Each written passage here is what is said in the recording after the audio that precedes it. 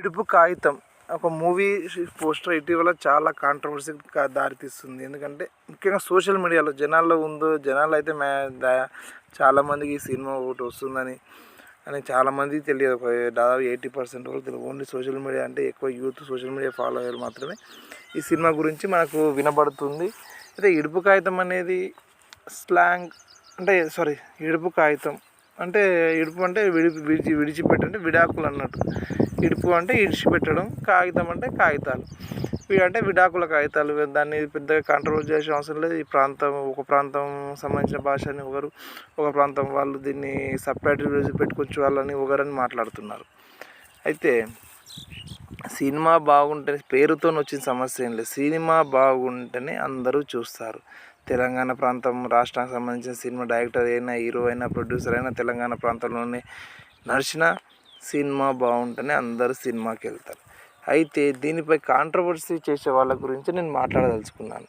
ఎందుకంటే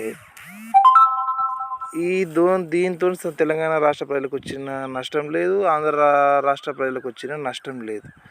అయితే మనము ఇది నా తెలంగాణ భాష అని, మీ ఆంధ్ర భాష, మీది వేరు మాది. నేను కొన్ని సోషల్ మీడియా పోస్టులో కామెంట్లు చదివిన, మీ వేరు మేము వేరు, మా జీవన విధానం వేరు, మీ కూరగాయలు వేరు, మా కూరగాయలు అని ఒకటే మాట్లాడుతున్నారు. ముఖ్యంగా మనం తెలుగు మాట్లాడేవాళ్ళం. ఫస్ట్ ఆఫ్ ఆల్ గుర్తుపెట్టుకోవాలి. కాకతీయుల కాలంలో మనం అందరం కలిసే ఉన్నాం. దక్కన్ సుల్తాన్ అంటే ఆషఫ్ జాహీల అంటే నిజాంల కాలంలో మనం కలిసే ఉన్నాం. అందరం కులీ కుతుబ్ షాల టైంలో మనం కలిసే ఉన్నాం.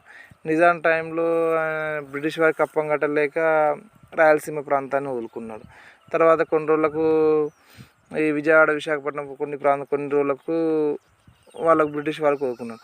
ఒక 150 సంవత్సరాలు మాత్రమే మనము ఆంధ్ర ప్రాంతం నుంచి కొద్దిగా వేరుగా ఉన్నాం. తర్వాత 150 సంవత్సరాలు మళ్ళీ వచ్చి మనం కలిసిపోయాం.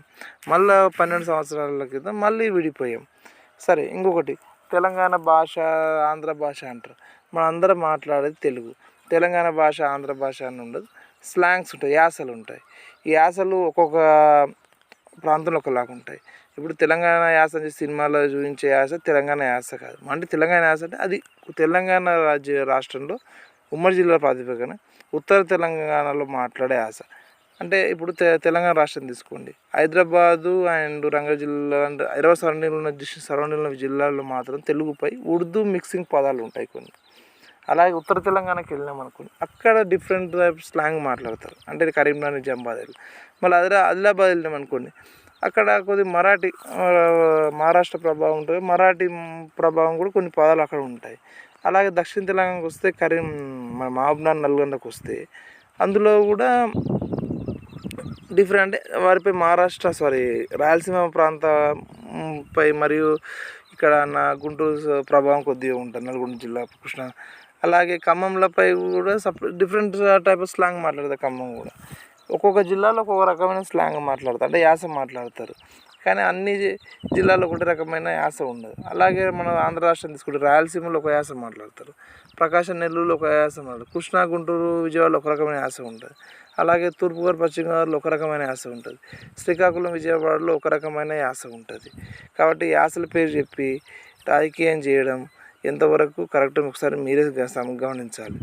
ఈ సోషల్ మీడియా వల్ల విపరీతమైన ధోరణి ఏర్పడి ఎటువంటి సెన్సార్ కట్ లేకపోవడం వల్ల ఎవరు తోచింది వాళ్ళు మాట్లాడుతున్నారు. ఒకసారి మనం మాట్లాడేటప్పుడు మన గత చరిత్రను ఒకసారి మనం గమనించుకోవాలి. మనం ఎప్పుడు ఎక్కడ ఉన్నాం, ఎలా వచ్చాము, ఇప్పుడు ఎలా ఉన్నాం ఒకసారి మనం గమనించుకోవాలి. అయితే ఎప్పుడైనా మనం అభివృద్ధి చెందాలని కోరుకోవాలి. ఇప్పుడు నా ప్రాంతం, నా ఊరు, నా ఇల్లు అని అనుకున్నాం. ఉదాహరణకు నువ్వు వ్యవసాయం చేసే మనిషి అనుకో, మీ నాన్న నీకు ఒక 5 ఎకరాల పొలం ఇచ్చింది ఉదాహరణ.